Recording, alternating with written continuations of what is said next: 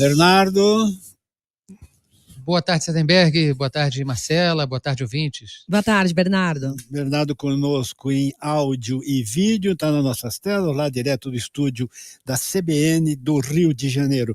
Bernardo, o PT ainda salvou uns trocados aí, mas o PSDB ficou a zero, hein? Pois é, Sardenberg, foi uma eleição muito ruim para o PT e para o PSDB, e a gente fala dos dois porque são os dois partidos que durante 20 anos polarizaram a política brasileira, se revezaram na presidência da República e também em governos de estados importantes e nas prefeituras das principais capitais do país, inclusive São Paulo.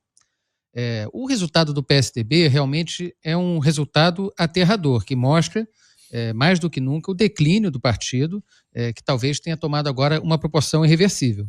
O PSDB tinha feito 520 deputados na eleição passada, 520 prefeitos na eleição passada, 2020, agora faz apenas 269, quer dizer, quase caindo pela metade. E o partido tem um desempenho pífio, pior da sua história, absolutamente lamentável em São Paulo, né, catastrófico em São Paulo, que é o desempenho do Datena. O PSDB optou pela candidatura de um apresentador de TV, de programa policial, que não tinha nada a ver com o DNA do partido, uma tentativa ali de pegar carona, na verdade, na popularidade televisiva dele, e foi um grande fiasco. O Datena, Sardenberg, ele terminou com menos de 2% dos votos no domingo, que é, de longe, o pior resultado da história do PSDB. Pior até mesmo do que a candidatura do Fábio Feldman lá atrás, quando o partido ainda estava se organizando, né, o seu primeiro ano de existência, em 88. Então, de fato, é um desempenho arrasador se a gente pensar que o PSDB tinha em São Paulo, tem em São Paulo o seu berço político e venceu as últimas duas eleições para a prefeitura da capital, 2020 com Bruno Covas e antes, 2016 com o João Dória. O partido já tinha, na verdade, tomado esse caminho para baixo na eleição passada, em 2022, quando o Rodrigo Garcia, mesmo no cargo de governador, não conseguiu ir ao segundo turno. Mas pelo menos ele ainda teve uma votação ali, 15%, coisa assim. Agora, realmente, o desempenho do Datena é aquilo que em inglês às vezes se chama de acidente ferroviário, né? Uma coisa assim que você mal consegue ver os destroços do que sobrou dos tucanos depois dessa eleição. E você vê, o PT certamente ainda tem futuro, e o PSDB acabou, ou vai se fundir, vai, sei lá, fazer alguma associação, o que você acha? Pois é, Sardenberg, essa é a questão que está sendo colocada já desde antes, inclusive, do primeiro turno, porque esse resultado estava mais do que cantado aí, em prosa e verso, e o PSDB, de fato, virou uma força muito declinante. Hoje, o ex-senador Aloysio Nunes, que passou muitos anos no partido, foi senador pelo PSDB de São Paulo, ele diz que o PSDB se tornou uma força política irrelevante.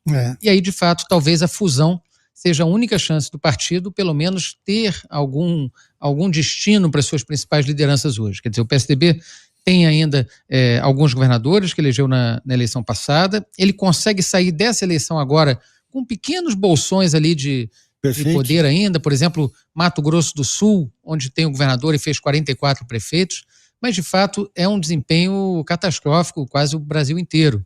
Então, quais são as opções sobre a mesa? Talvez uma fusão com o MDB, algo que já estava sendo discutido no último ciclo eleitoral.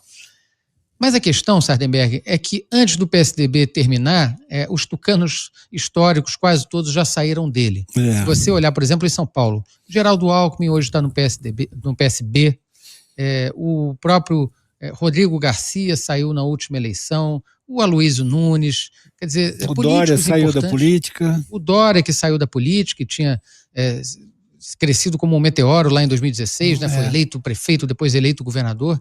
Então, ou as pessoas se afastaram do jogo ou se afastaram do próprio PSDB.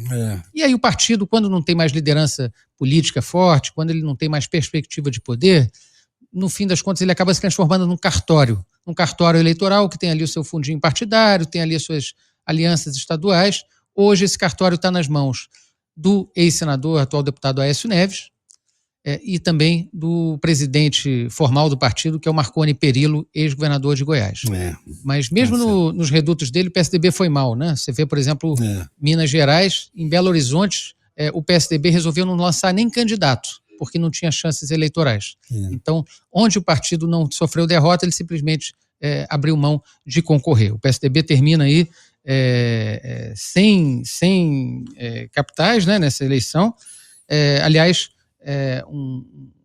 uma coisa parecida com o PT, né? O PT que entrou também numa fase muito declinante, já teve 9 capitais no passado, em 2004, foi caindo para 6, para 4, para 1.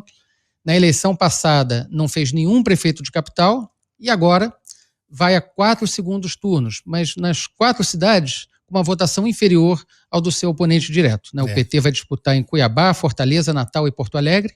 Se a gente olhar de perto essas cidades, talvez só Fortaleza o partido tenha chances reais de vencer no segundo turno. Bernardo, obrigado, Bernardo. Até quinta. Até quinta-feira. Um abraço, boa tarde para todos. Até mais. Valeu.